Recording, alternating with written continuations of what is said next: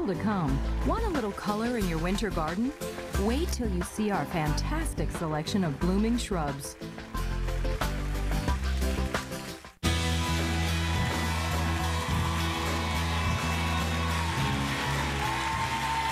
One of the shrubs I grow on my farm is witch hazel, and it will come into bloom in about a month. And here it is growing in the garden in early March of last year. You can see it and with the snow behind it, yellows and oranges and reds and kind of brownish reds. And I really love it because it is the first thing that blooms on my property in the early spring. And what's great about it is that you can cut the branches and easily force them into bloom indoors. With us is Vincent Simeone, the Director of Planting Fields Arboretum in the State Historic Park in Oyster Bay, New York. And he's brought quite a few different varieties, some I have never seen before, Vinny. Yes, yes. Every year you surprise me. Welcome back. Thank you. Welcome Thanks back to the show. Great. So, thank you.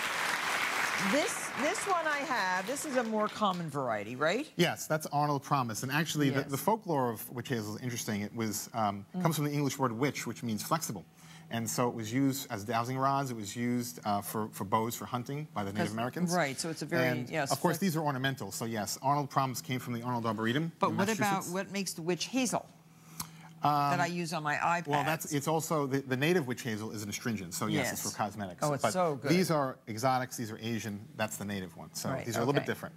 But Arnold Promise is an old standby. It was developed in the early 1920s by Arnold Arboretum, and it's really one of the best yellows. It's still a very good one, with a slight scent, too. It's really nice. And it's so very lush in the flowers. Now, this has much bigger, but these are the similar parents flowers. of this. So the Chinese witch hazel is actually fragrant.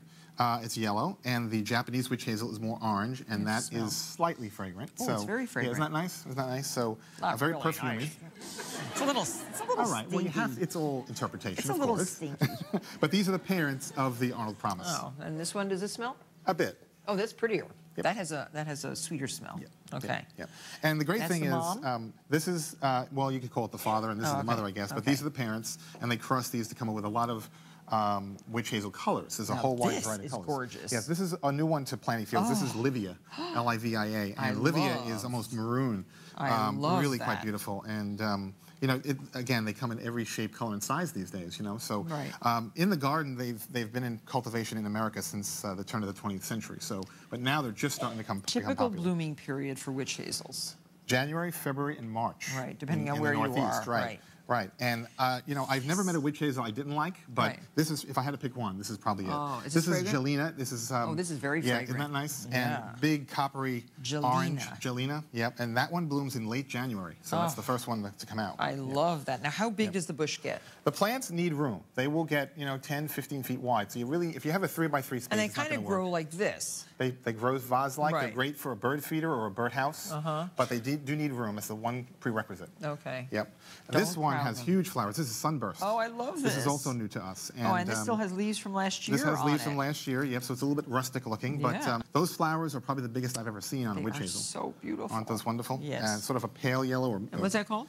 Sunburst. Sunburst. Yep. Very pretty. And this one? Orange Beauty, which you see has a lot of the parent of the Japanese in it. It has orange in it and is really a nice old-fashioned one. Right. And this one is a species. This is Vernalis, the vernal witch hazel. Oh, I love that. So you can vernal see means spring. Vernal, yep. And this is also fragrant. Take a smell of that. You'll see it's quite nice. This is so beautiful. Oh, yeah. Oh, that's fantastic. That's the sweetest of all. It is. Oh, that is so beautiful. Very, very small petals, though, as you can see. Now, very what kind delicate. of leaves? All different size leaves? Witch hazels in general have sort of a ruffled, I call it like a potato chip type leaf. It's sort of a ruffled textured leaf. You can't tell from the dried up old leaves from last year. But these sound like potato chips. They do sound like potato chips. And the other thing that people don't realize is, besides their winter interest, they are wonderful in the fall. They have beautiful shades of brilliant orange. They do. There's a wonderful The leaves do. The leaves, yeah. So what conditions are best for planting? What kind of soil?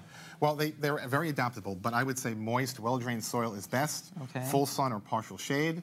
And again, that giving it enough room is a big factor. But put it near a bay window or outside where you can see it right from the window.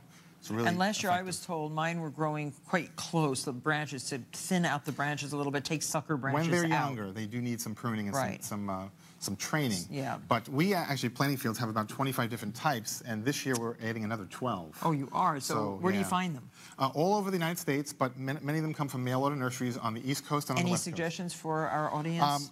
Fairweather Gardens is one on the East Coast. Remember that, everybody, yep. Fairweather. And Gosler Farms on the West Coast is wonderful for witch hazels. Oh, good. So we'll look them up on the internet. I'm absolutely. sure they have presence on the internet. And once they bloom like this, how long do they last? Well, in the landscape, they can last for a couple of months. What's great about witch hazels is they're like party streamers. They sort of burst open, but when it's cold, they close back up again.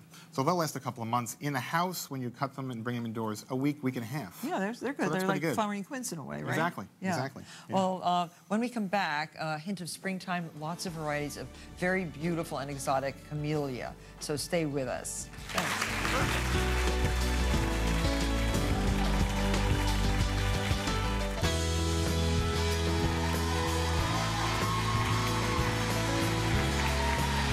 With Vincent Simeone, and we're going to learn all about, well, as much as we can. As much as we can. About different species of camellia. And so you have brought some really beautiful blossoms. Now, these are all greenhouse varieties. These are non-hardy greenhouse camellias, right? We have a camellia collection at Planting Fields, greenhouse collection. How many different kinds? Well, we have about several dozen species and over 200 different plants. Oh, so yeah. it's I've been there to see them, and they are spectacular. And this is a garden where you can go and visit and see. What are the hours? How do we find out? We're open every day but Christmas, and we're open from 9 to 5. Oh, okay. Yep. In Oyster Bay, so it's really worth a trip. It's an excursion, and there's great places to eat around there. Yep, there is. And you can see so many different kinds of trees and shrubs, and I brought in my one little camellia. That's the one from my greenhouse. I got this at Nuccio's out in Pasadena quite a few years ago. Yep. I bought 4 little plants that I could carry home on the airplane. And they've grown into trees, Vinny. I'm so proud of them. And they said the one thing is not to overwater. Right. Right? Yep. They do need to be, they don't like wet feet, they like good drainage, and you don't want to overwater them for sure. Let them dry out almost and then water them. Exactly. And we've done that, but look how shiny the leaves are. They're so rewarding. Yep, even out of flower, they're rewarding. Oh, they are. They're a very shiny, pretty plant. Yep. And so let's go through that. This one I just smelled. It is so spectacular. Well, you don't think of camellias as fragrant, but that is one called Fragrant Pink. It's an older variety. It's more fragrant than a rose. It is, and it looks like a rose. Oh, so, it does. Smaller flowers, but they are fragrant, and that'll bloom for us in the greenhouse for 2 or 3 months. How big is this shrub? The plant is mature. It's about an 8 or 9 foot tall shrub. Boy, how fabulous. But there are a lot of hardy camellias that are fragrant and non-hardy ones that are fragrant. No, that's different. That's a different one. Well, these are the same, just a bit different, basically a little older. Oh, okay. So it was cut a little earlier. Now, this gorgeous one. I have been warned not to touch. The flower might fall off. Yes, they are delicate. Sawada's Dream, which is sort of a blush pink. But you're daring. I am incorrigible. Yes. This is so beautiful. Sawada's Dream, which is a blush pink, very large flowers. The camellia flowers can be very small or they can be very large. Right. So that's I got about the 5 mini one. Yep. From Nuccio's. It's probably Luchensis or one of those. One of those tiny species. Japanese ones. They're just beautiful. I love. Yep. Now this one is beautiful. This is one that was developed in the 1920s, and debutante is the name. Some camellia flowers can take on the appearance of other flowers. So this is called a peony type flower. It looks like it looks like a herbaceous peony, right? But that also has a bit of a fragrance. Not as much as Fragrant Pink. Don't pick it up. Yep. You're allowed. Yes. You're allowed. Oh, it smells very isn't that nice. beautiful? Yeah, not as fragrant as this. And it sort of has an old-fashioned look to it. Yeah. Oh, it's beautiful. This, now, you think of variegation, you think of leaves, right? But this is actually a variegated flower. So it's Madame Cachet. It has sort of streaks of red, streaks of pink. So she's a fancy French lady. Yes, exactly. Yes. Madame Cachet. Yes, and this is a Japanese name, Mikin Jaku. I have seen that in gardens, like in South Carolina. Yes. And they are so And they can grow them outdoors. Yes, oh yeah, they do. You know, at Middleton Plantation. Yes. That's a very beautiful Great camellia old garden. collection, yeah.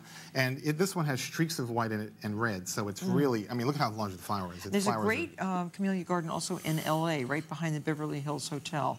I can't remember the name of that garden. I know the Huntington Botanic Garden has a wonderful collection in Pasadena. But this is right behind. They have a very fabulous, and this is gorgeous. Yeah. And what about this perfect white? This is an old-fashioned variety called Alba Plena, meaning double white. And that one, again, has been around for over a century. And the whites are really, they almost look like they've been quilted. They really are. They are gorgeous. Fabulous plants. Really amazing. Yeah. And there are hardy varieties also that can be grown indoors. So like what kind? Well, hardy varieties that can be grown indoors and outdoors in the landscape. You don't think of them as right, you brought plants. some photos, right? Yes, we did. Okay, we so did. describe what we're going to see. Yes. These are fall blooming camellias. This is Long Island pink to represent Long Island. And those are fall bloomers. Those outside. are October, November, December, yes. You did not tell me pink. about these. Yes, I want yes. some of these. For this is Winter Rose, which is a beautiful... pretty. Winter Star, rather, which is a beautiful... and there's Winter Star up close. A single pink flower with a yellow center.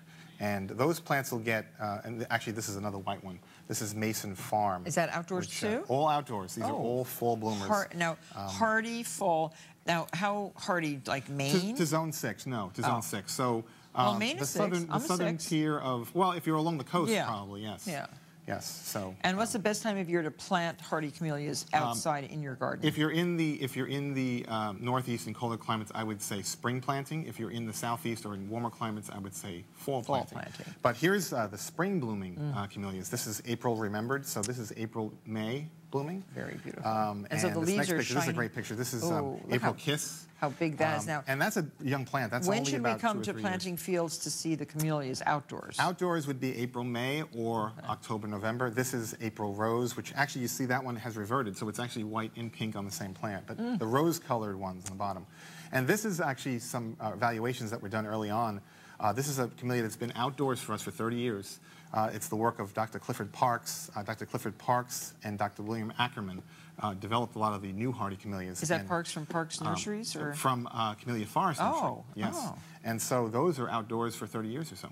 So how are hardy camellias best used in the landscape? Say you have shrubbery, green fir trees or evergreens. They are remarkably adaptable. They are remarkably shade tolerant. They like acidic They like soil? acidic soils, almost like you would treat a rhododendron. So acidic soils, moist, well-drained soils, but they're very adaptable to clay soils and sandy soils. Yep. But I would use them as you would use hollies and rhododendrons in a shade garden. They're great with hostas and other perennials like that. Well, I'd like to try some camellias outdoors in my new garden, which is semi-shade. Semi-shade. They'll grow in full sun as long as you keep them well watered and mulched.